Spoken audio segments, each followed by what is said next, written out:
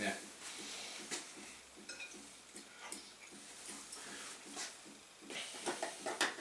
Happy Easter! Today is Sunday the 31st of March 2013 and it is Easter Sunday, which is a day that everyone gets to open their Easter eggs and eat the chocolate. At least that's what most people do with their chocolate. I mean, what else would you do with chocolate eggs? You're not just going to put them out in the sun in the garden and let them melt, are you? You're not going to poke them at your neighbour's windows. Well, we have an innovative way of using our Easter eggs. Well, this is not me doing it. This is AJ here, the expert chef. He's going to show you a very, very useful and imaginative way of consuming chocolate eggs. Now, he's still going to eat it. He's not just going to do any of those stupid things I mentioned earlier, but he's going to eat it with a twist. Now, you can, well, there's a cup there with a lot of chocolate inside, and that's a clue to what he's going to do. Now, I'm going to pick up the camera and show you in detail, okay? We've tried it with a couple of eggs already. It's been a bit of a disaster so far, but hopefully we're going to get it right with this one, okay? So, here we go. I'll just slowly pick the camera up, and our master chef champion here can show us how it's going to work.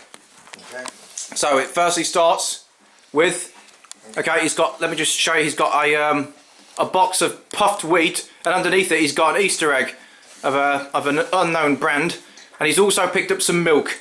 Yeah. Now he's got soy milk, but you don't have to use soy milk. Any milk is fine. That's immaterial. Well, the top two are usually the ones that go together, but today we're going to add this one. So yes, usually you've got your milk with your puffed wheat. Your soy milk is your milk. Your puffed wheat is your cereal. Usually you pour milk into a bowl of cereal, but today it's going to be egg and milk. Yeah. And we're not talking about chickens or hens' eggs either. So we're swapping this with this. He's got a pink bowl, which is I think it's his parents, so he didn't really throw it across the room there. Now, and he's going to open it. What brand are we on, by the way? What brand is this? Okay, well, this is a fair trade. Oh, it's okay.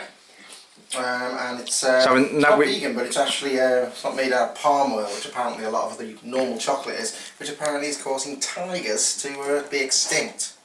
That's an interesting bit of trivia there. Okay. Not that I want to trivialise it in a negative way. Sunday. Yeah. So it's got about the Easter. It's got a real. It's got what looks like. Is it some sort of Easter story in it? Yeah. Yeah. Some story of Easter there. Religious booklet there. Okay. And as we get out with the real Easter egg, and it's here it is. Blue. Present it. Right. We don't have. We have a blue Easter egg there. Quite a big one. It's just standard chocolate. Of course, what I want to do, and this is very carefully, if you're and what's good is, obviously most Easter eggs like this one are designed with an indentation around it, so it's literally consists of two hemspheres. Now this is quite difficult, but as an expert chef you will do it. Yeah, because so all you need to do is split it into two. You need to make sure you got. It's very difficult to do this perfectly, but as long as at least one half is intact completely. So we'll just let the expert try and crack it open with a teaspoon. It's more difficult than the Cadbury's ones I was doing it with earlier. Should we just zoom in and see the chef in action? So he's just trying to slowly hack it open. Yeah, I'm just trying. As soon as you get halfway around, you should be able to rip the rest of it off. That's it. And of course, oh shoot. Yeah, that's it. There you go. And so we've basically got we've got two hemispheres that are, in the most part, intact. Of course, what the first thing we're going to do. So here we go. This is the main bit. We've got some milk. What he's going to do is he's going to pull some milk into that half Easter egg. Okay. Yeah. So you've got there. Now we just said earlier that cereals, milk goes with cereals. What other common consumable food product or drink product does milk go with that just about everyone in the world drinks? Well, you're about to find out. Okay, here we go. He's actually going to. Oh, okay, yes. That's your cereal. That's your puffed wheat Easter egg. Well, what I was referring to earlier was a cup of coffee or a cup of tea. Yeah, but we'll try that as our next thing. But he's going to try both of them. Okay, so our first product from our Master Chef Jones is basically just milk with puffed wheat cereal. Okay, and there you are. And that's your cereal. It's a bowl of cereal. In fact, looking at it through the camera, you wouldn't even know it was an Easter egg. Of course, the difference is between this bowl and a conventional bowl like the one at the top of the shot there, the red one, is that you can literally rip the bowl apart with your fingers. So, you've heard of bowls made out of china and porcelain, but not out of chocolate. Of course, I'm going to just show you close up. Literally, you can just stir it like a conventional. You want to be a bit careful with it in case it disintegrates, but oh, there you go. Let's bring it onto the middle of the shot there. Yeah, literally just stir it like a bowl of cereal. There it is. Yeah, of course, if you're not satisfied with the amount of sugar that you get, I can't find any sugar now. That's terrible. Oh, sugar. Then you can. We're trying to find some sugar just to spice it up, because as well as being two products that go with milk, cereals and tea are also two products that people often put sugar into. That's right. Well, it's just a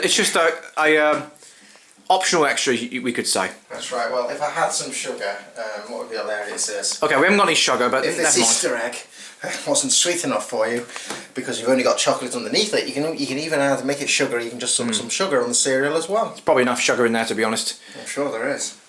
So here he goes. He's going to try a bit of the egg. There we go. Literally, this is his breakfast. Yeah, he didn't get up till quite late, so he's having his breakfast now. And there we go. How is it? Is it delicious? Big parts of the bowl as you go on. There you go. Oh, Oh God, it's spilling everywhere. Look at that. And that you can see. Just let me show you the egg. He's trying a bit more there. Yeah. The egg is starting to disintegrate slowly but surely. This is why you might want to eat the regular cereal first. And it's still starting to literally. You know, you hear about eating cereal milk out of a bowl. Well, with this, you get to eat the bowl as well. Oh, crikey nuts! And let me just show you what's happened. You always need a plate or a surface that you can get dirty after this, because the result is basically what you're seeing in front of you now. He's just going to try and finish the rest of it. It probably would have completely disintegrated before he's finished it. Oh, there it goes. And that's the result, basically, completely in pieces. Of course, if you arrange it in the right order, that won't happen. Now, the good news is, that's only the end of part one, because we've got another one. Now, AJ, what's this going to be used for? Well, after having cereal, more soya milk going in. I feel like I might need a nice cup of tea, and that's what I'm going to have next. He does. He needs a cup of tea to just you know, calm himself down. A ready-made cup here. So there's your tea. Oh, isn't that lovely? It's a completely half egg, so it's like pretty good. Chocolate. Now you must drink this quickly before it starts to disintegrate again. This is a cup of tea like no other, because you can also consume the cup at the end of it. Oh, there he goes. Oh, he's done well. Some more. He's just about to consume the whole thing, and the egg is still. It's wet, but you can see that the chocolate is still holding firm at the moment. So he's now here he goes again, pouring a bit more tea, right? Now, oh, it's all gone. Well, it's still half of it left. You can still get a little bit in that, but again, that's the end result. Chocolate. Now, I think is he just going to eat the rest of the chocolate, or is he going to try and be audacious enough to pour even more in? Oh, now he's combining the cereal remains with some chocolate here. Oh God. Slightly non-conventional breakfast for you. But you don't have to have breakfast, you can have it any time of the day. Of course, one essential ingredient of your chocolate is the cloth. Oh, of course, the cloth is essential, because there's going to be a mess inevitably because of the disintegration of the eggs, and it's quite important to sort all that out. There you go. Yeah, just dump it on the floor, and oh yeah, a bit on the chair as well. It's gone everywhere, really.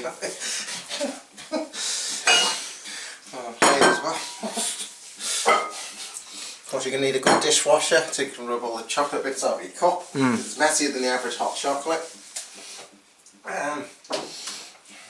You might lose about a third of your tea. So yeah, earlier on, what he was doing, he had another Easter egg, which he tried making a cup of tea. Was it coffee or tea? Right, tea in it. Okay, yeah, he tried using a cup. He tried making a cup of tea, and the last thing, yeah, just show you what I was doing. Basically, yeah, he pulled a cup of tea into half an Easter egg, and as he drank it with the cup underneath as a guide, and obviously the chocolate disintegrated and fell into the cup, which is why it's hot chocolate. In fact, if you keep pouring it, the chocolate might just disintegrate under the pressure of the liquid. In fact, here it comes. Oh, And that's literally going to dissolve in perhaps in seconds. Now all we need is a spoon just to accelerate the process. So when you think of it, forget powder. This is actually a very good way of making hot chocolate. And now that's going to be drank as a very chocolatey cup of tea. That's exactly it. Oh, it's better than putting sugar in your tea. So that was the Come Dine With Me Easter Special. Cereal combined with a cereal bowl, but using an Easter egg. And using an Easter egg to create hot chocolate. Indeed. Literally using the process of melting as part of the recipe. Now if I just try resting that camera on there without it falling down. I think I've just about achieved that, have I? Well, that's good enough for me. Now I'll just come over here and help sort all this out. Let's see. Kit Kat Chunky. This is what the Easter egg. Oh no, this is an earlier Easter egg. Yeah, we'll just get rid of that. It was actually this is the fair trade one that was used earlier. So I can just put that down there, and that is in a nutshell how you can make your Easter eggs more exciting, especially if you're fascinated by drinking tea. So Jamie Oliver and Heston Blumenthal, eat your heart out, or should I say, eat your eggs out. Yeah, and see, he's still eating a bit of it now. Basically a plate with a bit of chocolate, some sugar puffs or whatever they're called, puffed wheat, and just basically chocolatey teas. Yeah. Okay. Well, I hope you enjoyed it. Now, yes. Everything seems to be fine. It just leaves me to say that. Yeah. Also, may I just point out that if we can.